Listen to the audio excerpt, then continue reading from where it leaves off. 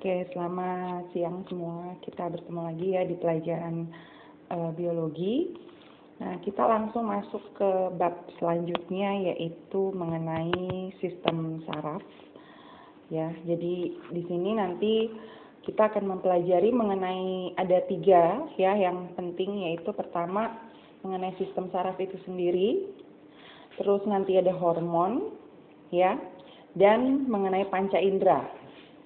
Gitu ya, yang berhubungan erat dengan sistem koordinasi.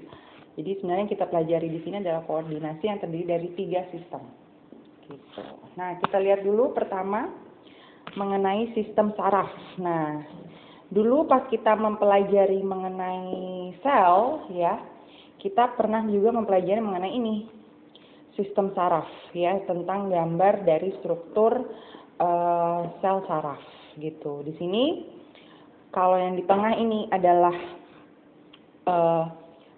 nukleus atau inti sel dari sel saraf. Terus yang mengitari itu ya, yang seperti ini, itu adalah badan sel saraf tersebut. Nah, ini itu adalah gambaran kalau dia menerima rangsang, misalnya ada rangsang ke sini, yaitu di dendritnya. Jadi dendrit menerima rangsang masuk ke badan sel, terus ke nukleus, nanti rangsangnya akan diteruskan ke bagian ini yang disebut sebagai akson. Ya, ini dendrit, akson itu kita juga bisa sebut sebagai neurit. Gitu. Nah, neurit itu nanti akan ini selubung mielin tuh ininya ya, selubung dari si aksonnya. Nah, nantinya dia akan memberikan lagi ke dendrit yang lain. Nanti ini ada dendrit yang lain nanti masuk lagi ke badan sel saraf yang lain dan terus selanjutnya gitu ya. Itu adalah mengenai sel saraf gitu. Nah, ini ya. Tadi kita udah bahas terdiri dari dendrit, badan sel dan akson. Oke. Nah, pada fungsinya ya, sel saraf dapat dibagi menjadi 3. Yang pertama itu kita sebut sebagai sel saraf sensorik, artinya dia yang menghubungkan rangsang atau impuls ke arah susunan saraf pusat, yaitu otak dan sumsum belakang, itu sensorik. Ya, jadi sedangkan motorik kebalikan. Ya, justru dia dari sistem pusat, yaitu dari otak ataupun dari sumsum tulang belakang menuju ke otot. Nah, nanti yang itu kita bisa lihat sebagai tanggapannya. Jadi misalnya kalau kita ya kesandung gitu ya, terus kaki kita kan akan ke belakang gitu ya karena tersandung. Nah, itu yang ke belakangnya itu adalah motorisnya. Terus ada yang disebut sebagai internunsial ya. Itu adalah yang menginduksi dari sensorik ke motorik. Jadi yang interkonektor tuh jadi antaranya gitu ya, antara sensorik dan motorik. Nah, ini adalah mengenai sel saraf. Terus yang kedua adalah mempelajari mengenai impuls saraf. Ya, jadi mengenai sifat impuls saraf, mengenai rangsangan gitu ya. Jadi mengenai, nanti kalian bisa baca ya, ini mengenai impuls saraf. Nah, ini yang kita harus pelajari, yaitu mengenai perbedaan antara disebut gerak biasa dan gerak refleks. Jadi gerak itu kan respons ya, respons yang dilakukan oleh tubuh saat kita setelah menerima rangsang atau menerima impuls ya. Pada umumnya gerak itu sadar, gitu. Tapi ada pula yang disebut sebagai gerak refleks. Jadi kalau gerak sadar itu misalnya kita tahu, gitu ya, kalau kita mau menulis, nah itu kan gerak sadar. Tapi kalau misalnya kalian tiba-tiba jatuh, terus ya tiba-tiba kalian kesandung, terus kalian jadi mundur, nah itu adalah gerak refleks. Ya kan? Jadi perbedaannya adalah gerak refleks itu adalah gerak yang terjadi secara cepat dan tidak disadari. Sedangkan kalau gerak sadar itu diolah otak dulu, jadi kita menyadari. Dan waktunya, jangka waktunya itu lebih lama kalau gerak sadar ya hasilnya. Nah, jadi pada intinya gitu ya, mekanisme gerak refleks itu dia melaluinya itu adalah sumsum tulang belakang. Jadi nggak sampai ke otak tuh. Jadi kan dia sumsum tulang belakang itu kan yang di bagian leher ke bawah itu ya. Nah itu karena dia tidak sampai ke dalam otak, berarti dia lebih cepat. Sedangkan kalau gerak sadar, nih ya, kalau gerak yang sadar itu harus melalui otak. Gitu ya, itulah perbedaannya. Terus kita lihat nomor 4, ada yang namanya sistem saraf pusat dan sistem saraf tepi. Gitu. Nah, ini bisa dilihat nih ya. Kalau saraf pusat itu adalah pastinya adalah otak. Ada otak besar, otak tengah, depan, kecil ya, jembatan. Nah, nanti di dalam otak besar ada yang occipitalis, frontalis, temporalis gitu ya. Ada yang pendengaran, penciuman dan penglihatan. Nah, nanti ada otak kecil untuk apa? Nanti selain saraf pusat, sistem saraf kita juga ada sumsum tulang belakang. Nah, inilah yang mengatur gerak refleks tadi yang Miss bilang sebelumnya. Terus ada jaringan ikat dan ada selain saraf pusat ada saraf yang di sekitarnya yaitu saraf tepi. Nah, sekarang kita belajari dulu ada saraf pusat yaitu otak ya, kita bisa lihat di sini. Nah, ini ada terbagi-bagikan ya, ada otak depan, bagian depan itu yang sini ya. Nah, ini. Nah, nanti dia terbagi lagi di dalamnya itu ada cerebrum, thalamus, hipotalamus. Ini yang disebut sebagai otak bagian depan. Gitu. Nanti ada korteks, ya kan? Nah, terus otak tengah yang mana? Otak tengah yang ini. Gitu. Terus otak kecil yang mana? Otak kecil itu yang sini.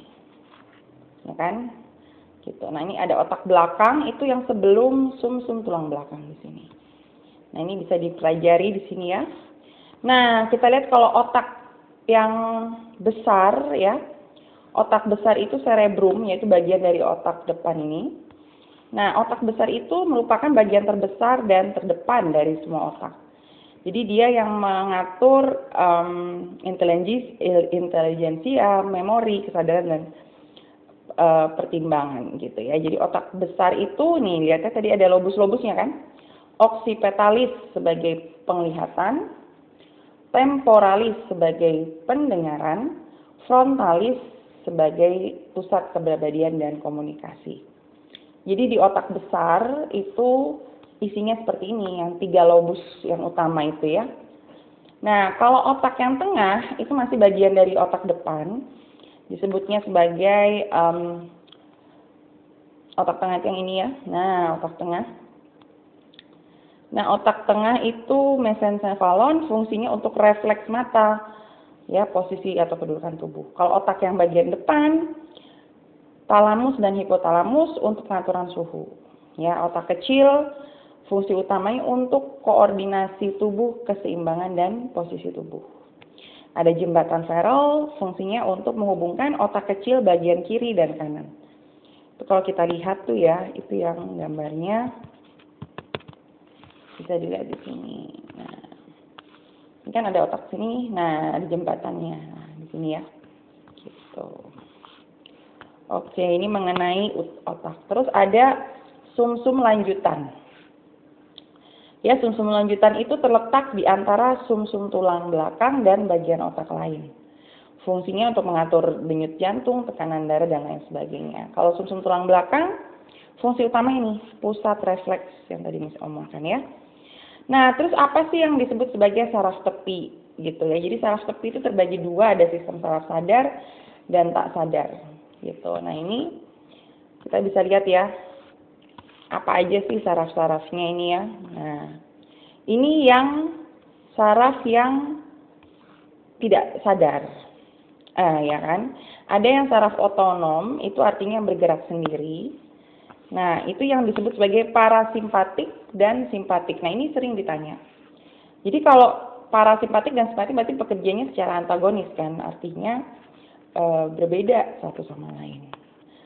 Misalnya kalau di parasimpatik memacu produksi saliva, berarti di simpatiknya menghambat dan seterusnya. Gitu ya. Jadi ini perhatikan ya, jenis dari parasimpatik dan simpatik. Nah ini ya efek dari ini tadi udah bilang kan ya, ada kerja antagonis antara sifat saraf simpatik dan parasimpatik. Nah bisa dicek di sini dan dibaca lagi.